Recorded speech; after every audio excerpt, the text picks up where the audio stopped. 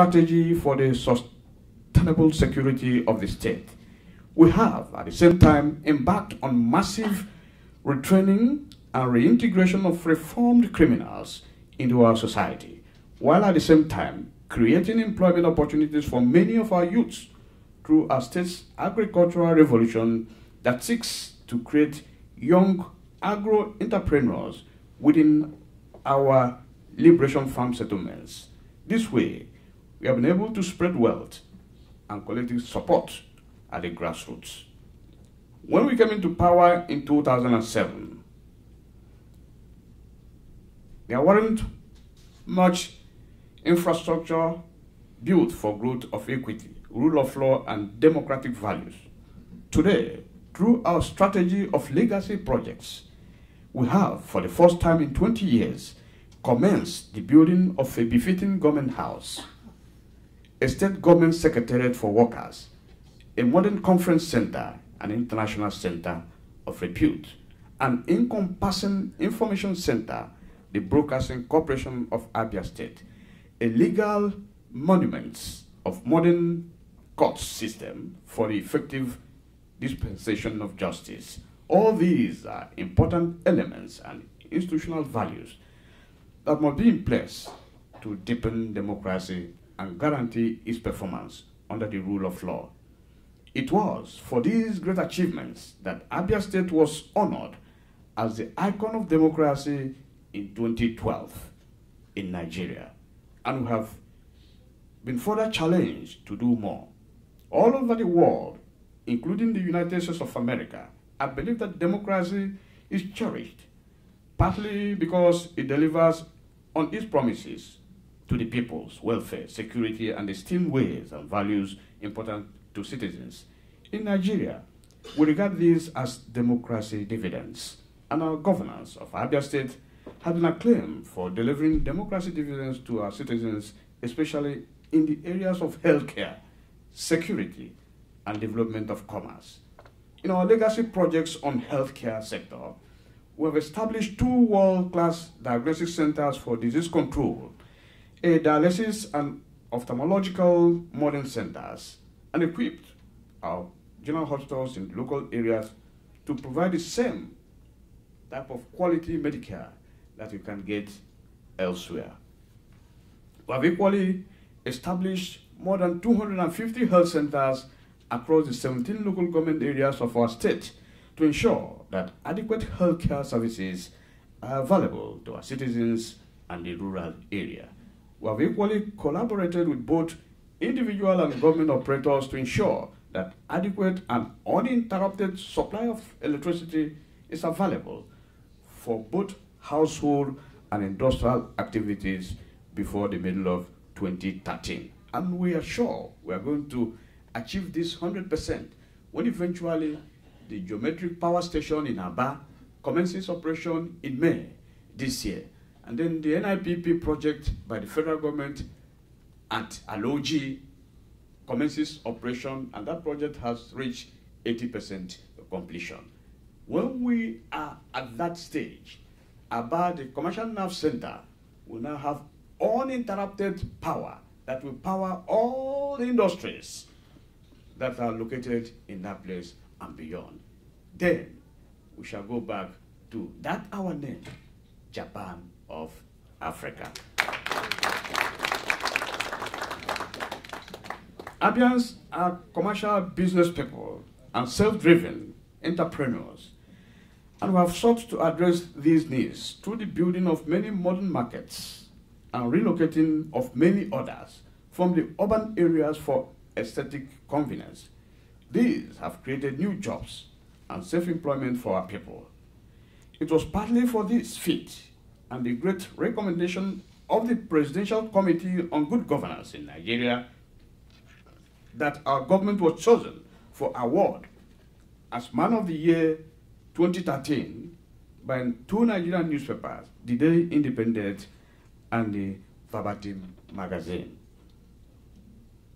From a system with very weak institutional values and little foundation for growth, we have turned Abia State to a secured, judicially dependable state with greater prospects for growth and development through the revival of agriculture as the mainstay of our state economy. As I speak with you, we have entered into partnership with the money of West Africa that has taken over our rubber plantations in Abam, in Arochukwu local government.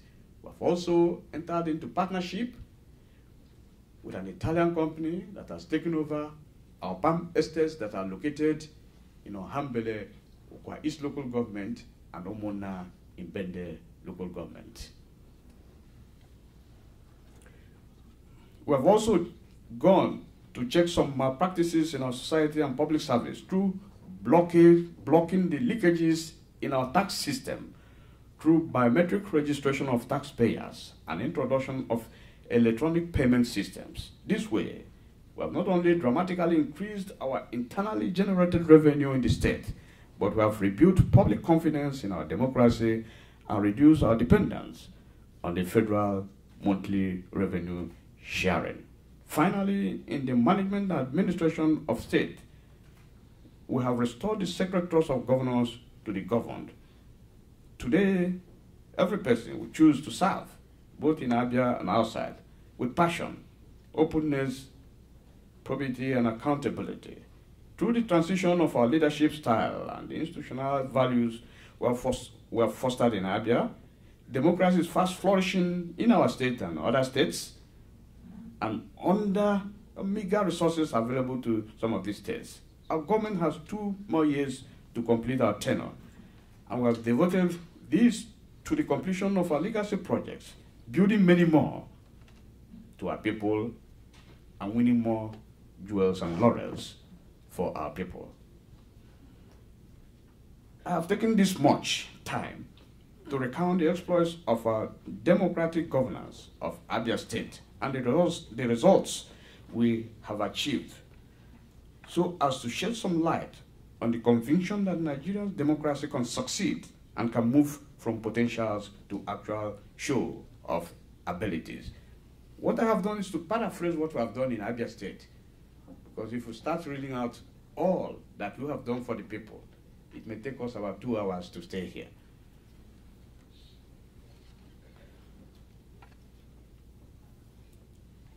What is particularly important in our democratic achievement is that we have been able to enjoy the support of our youths and the ordinary Nigerians, who are the guiding angels of our democracy. The same also with the federal government.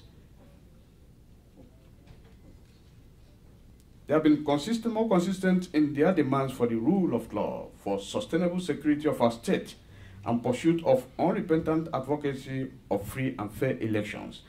And with our merit-based system favoring the youth and the poor in our society, participatory democracy has become more feasible without the intervention of vile godfathers. Today, a government of the people, by the people, and for the people has taken root in Abia State and still doing so in many other states of Nigeria and Nigeria as a whole.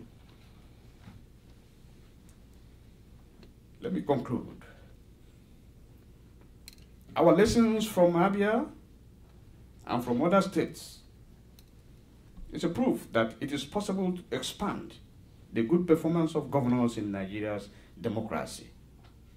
It is encouraging, but it does not eliminate or belittle the many challenges that continue to exist in the governance of the larger Federation of Nigeria, which demands for urgent attention.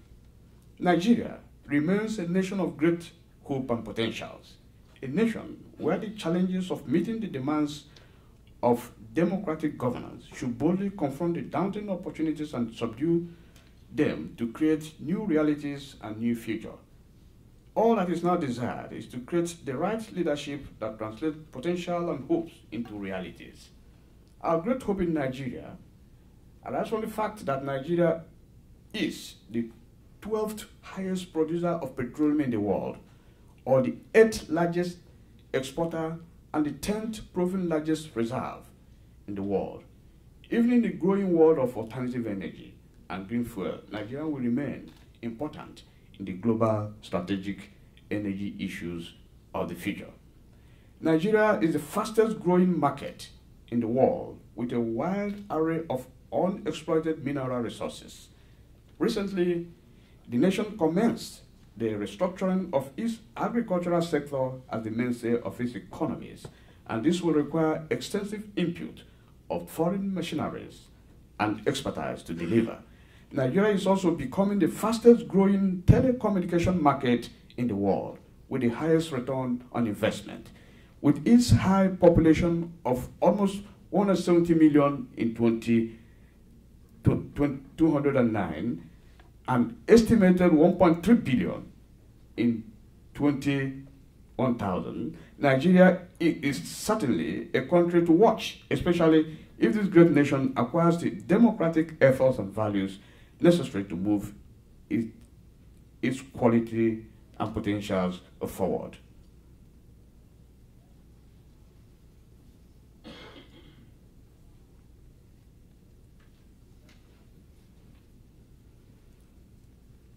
I will agree in this lecture that democracy will thrive in Nigeria's federal government and governors' roles improved when, 1. Principled and credible leaderships emerge at both the states and federal levels of government, who are capable of employing foresight that rise above ethnicity and religiosity to initiate and drive necessary reforms needed to move Nigeria beyond its past limitations and just within its today's demand. When political and economic restructuring of Nigeria boldly addresses the limits of some important issues of national security and economic development, notably affecting resource control and fiscal federalism. When matters affecting mismanagement of resources in Nigeria, especially in public offices, begin to attract public resentment and condemnation. When there's equity and rule of law that makes Nigerians love their nation by choice and not by persuasion. Nevertheless, it is a clarion call for all, because this is not only left for leaders to attend. The led also will have to give their own mark. They have to give and take. You have to help the leader to achieve, because if you leave everything to the leader, he may not succeed. So we're using this opportunity to appeal to all Nigerians, whether in diaspora or at home, to know that Nigeria is first and foremost. They have to be passionate about their country and do everything possible to help those who are in leadership positions to achieve good democracy and good governance in Nigeria. Well, finally, there are great reasons for optimism in Nigeria that I have all explained to you, and the ones you know also. This gives us the optimism that Nigeria will survive as a nation, even in a restructured and stronger form. On that note, I want to thank you for listening patiently.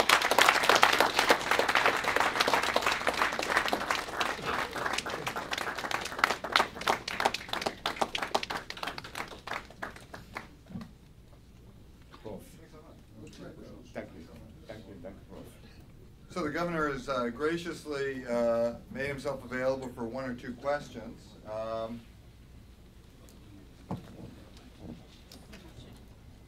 Do I see any hand? I see a hand over there.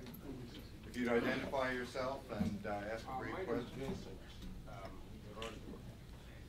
from Abia State, living in Washington.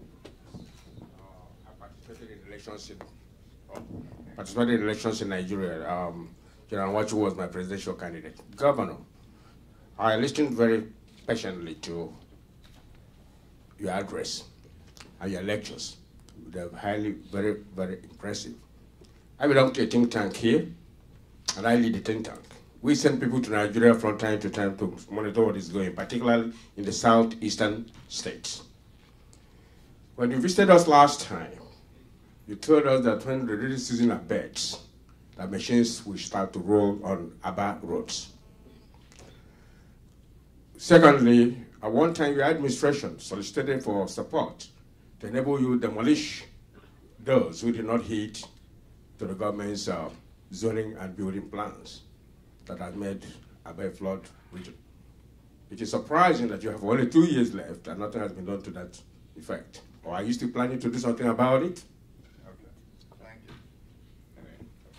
Sure. Yeah, thank you very, very much. You say you have a monitoring team, but unfortunately, you don't follow the monitoring team to Abia State. I'm sure your monitoring team is telling you the truth. Yes. My answer to your question is if you can follow me as I go back to Abia tomorrow next to go and see things for yourself. Yes, I did. When I came here, I did tell you people that living here that once the rains abate, the machines will roll into Aba. And once the rains abated, machines actually rolled into Aba. The first thing we did was we awarded contracts for the rehabilitation and renovation of 16 roads in Aba. And as I speak with you now, 9 have been accomplished. 9 of them have been accomplished. I've not even added the road that leads to Geometric Power Station, the power station that will provide power to Aba. That was a forest. We have constructed a road from a Kakbara, if you know where Kakbara is, into that place. So it will be necessary for you, when you send your monitoring team, let them report very, very correctly to you.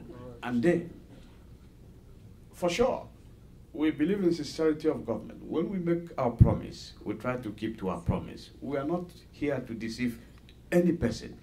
Things we can do, we will tell you we will do that. Those we cannot do, we will tell you we will not do it. Maybe you participated in the election of People's General. That was about how many years ago? I will advise you to be current. You and others who stay here, who may, because of the nature of your duty, you don't go home. You don't come home. I was expecting you to ask me questions on security. Because when I came here the last time, many of you weren't coming, Abians here weren't coming home. They were talking about security. Some, their mother will be phoning them, please don't come. They are saying security. But today, I expect somebody to stand up and tell me that his mother now phones him to come home on daily basis. So my brother, that is the question. We are not for deceit. We tell you the truth. And by the time we have our programs that have been marked out, and by the time we leave office, we will accomplish them. Road construction is not the only dividends of democracy. You know that very well. You, as a governor, can come and construct road today. Tomorrow it will spoil. People will start nagging, they are waging their war against you. This road you constructed yesterday, it has spoiled. You didn't do a good road. But there are legacy projects which we have embarked upon in Abia State. I mentioned some of them here that have never been in existence in Abia State. Since Abia was created, we have never had a government house.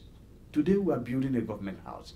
Since Abia was created, civil servants are scattered all over the streets of Abia without a composite place for them to stay.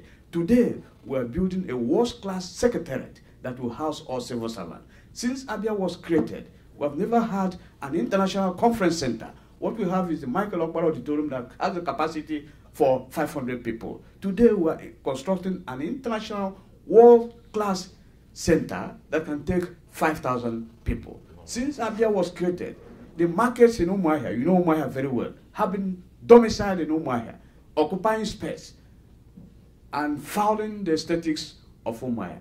Today, we have been able to build 2 markets.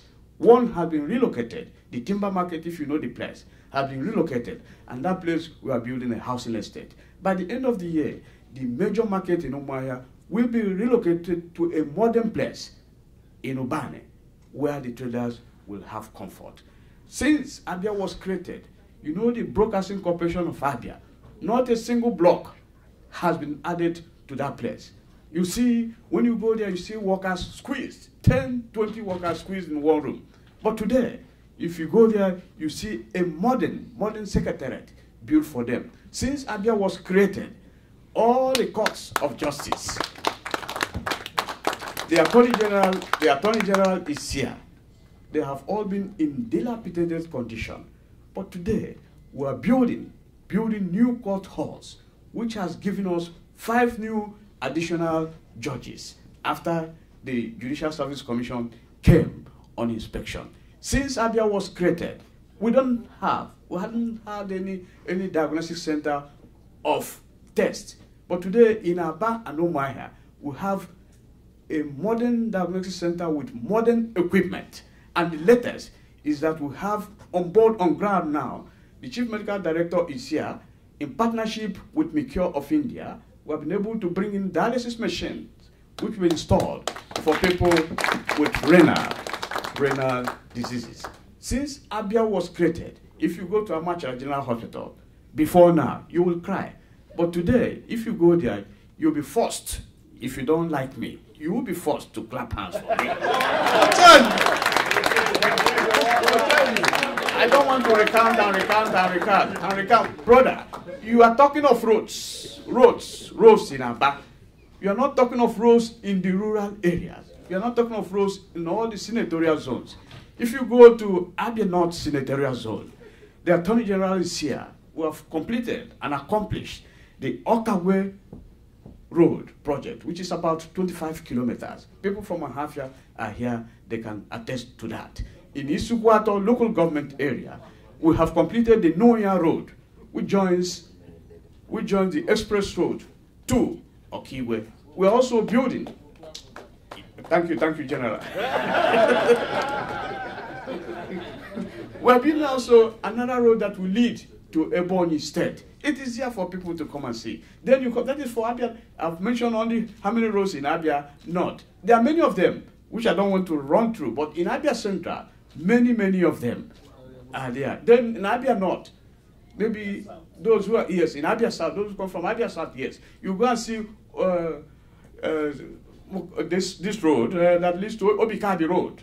Obikabi Road is one of the longest roads we are building. It is in Abia South. It moves from Aba to Obingwa, Disialangwa South, and Disialangwa North, Boston at the Express, Enugu-Port Harcourt Express Road.